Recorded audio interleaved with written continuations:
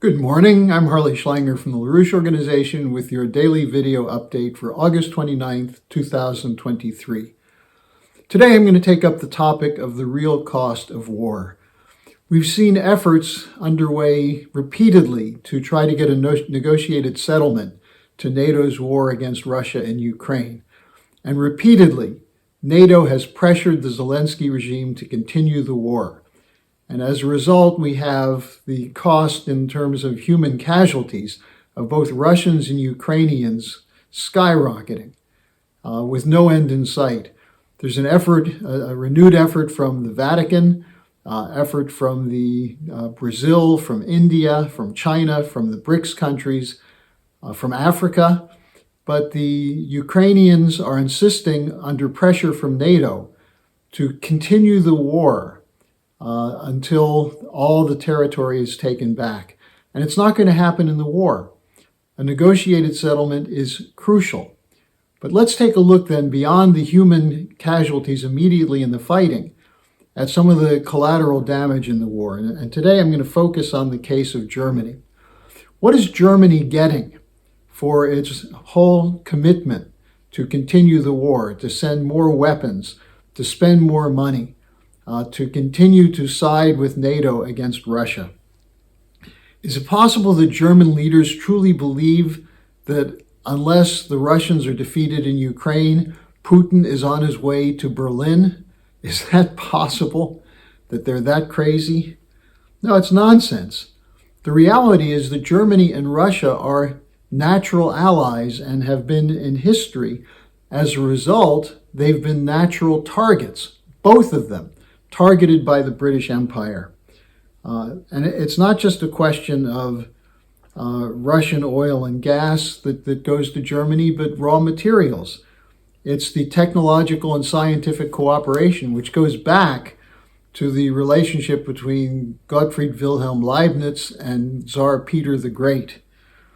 So the relationship in the past 30 years between Germany and Russia was one which enabled Germany to be the economic driver of Europe and the European Union.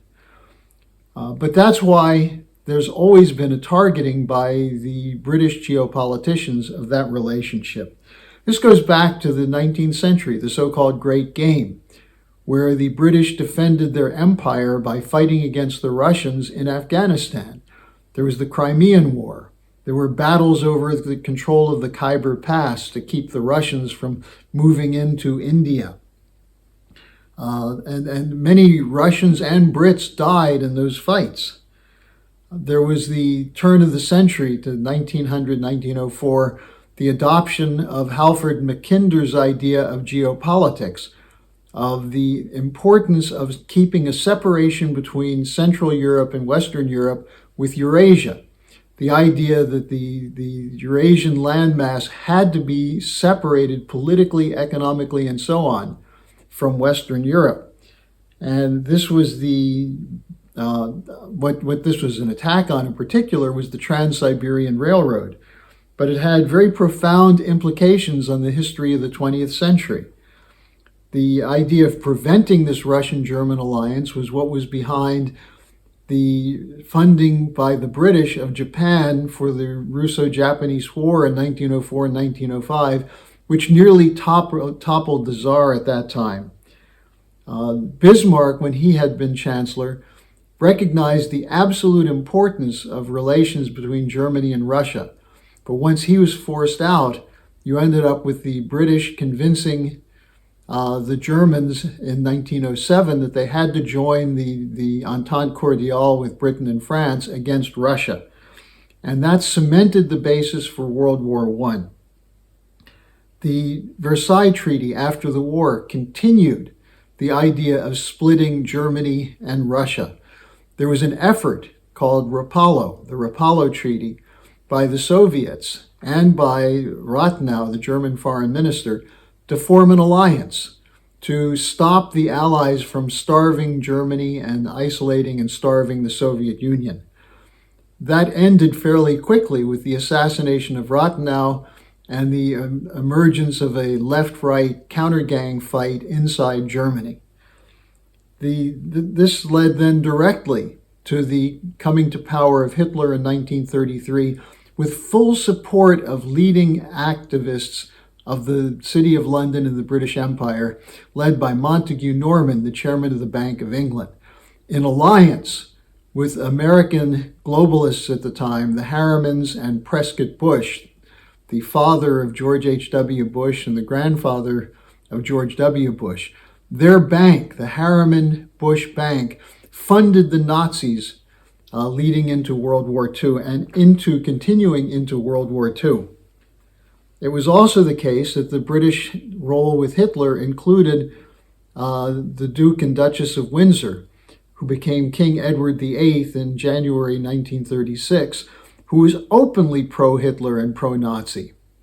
When it became clear that the British were going to move against the Germans and that the British policy was a war between Germany and Russia, Edward had to be forced to abdicate, step down, so that Britain could be prepared for World War II.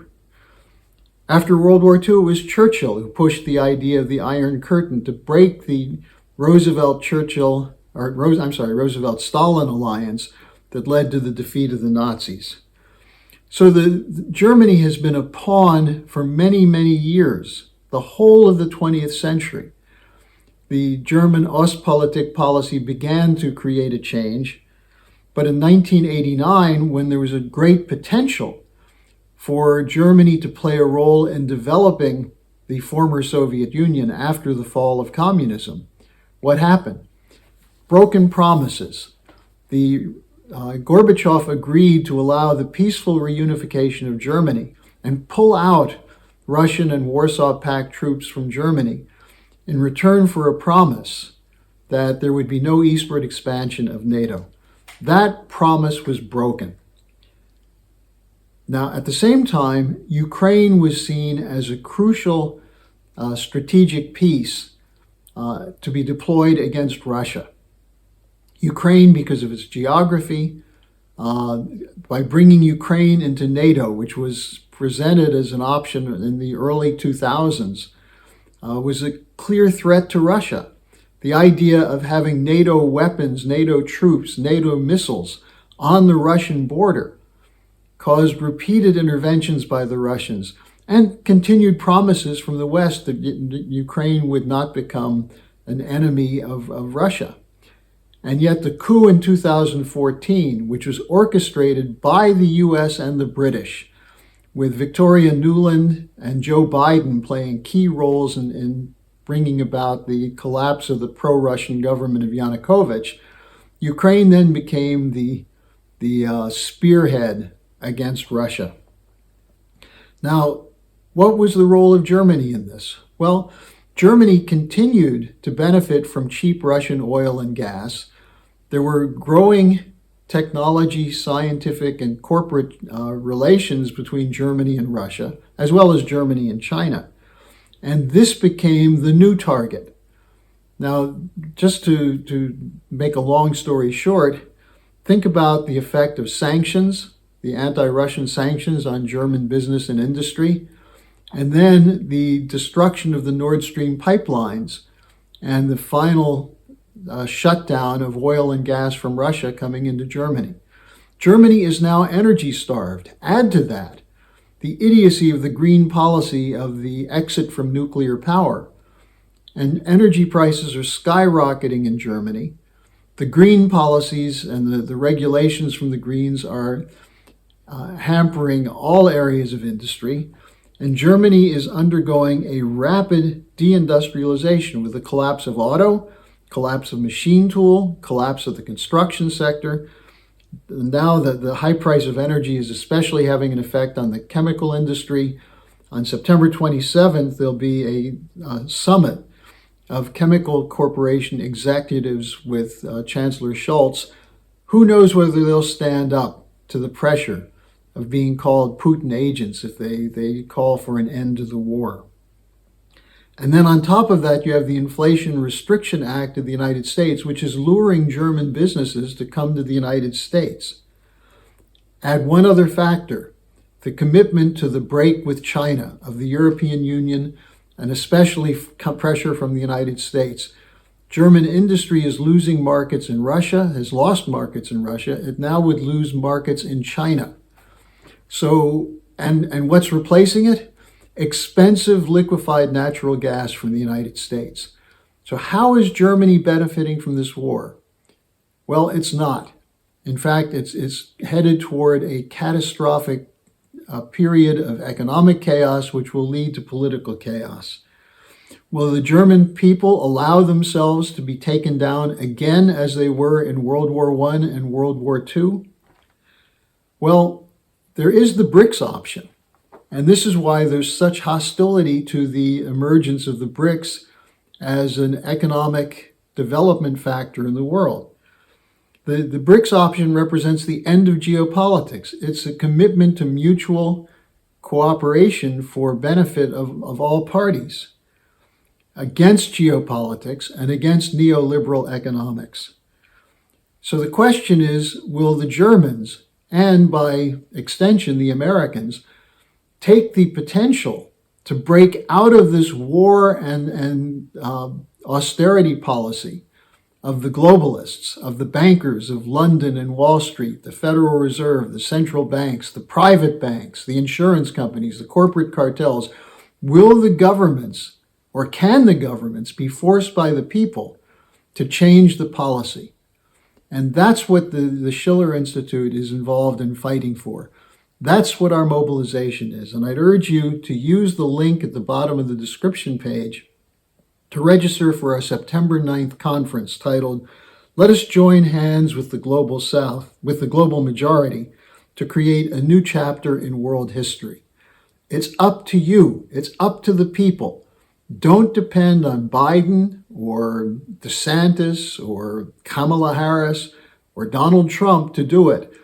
It will only work if the people recognize the historic moment and seize it by joining with the global majority against Wall Street, the City of London, and the corporate cartels.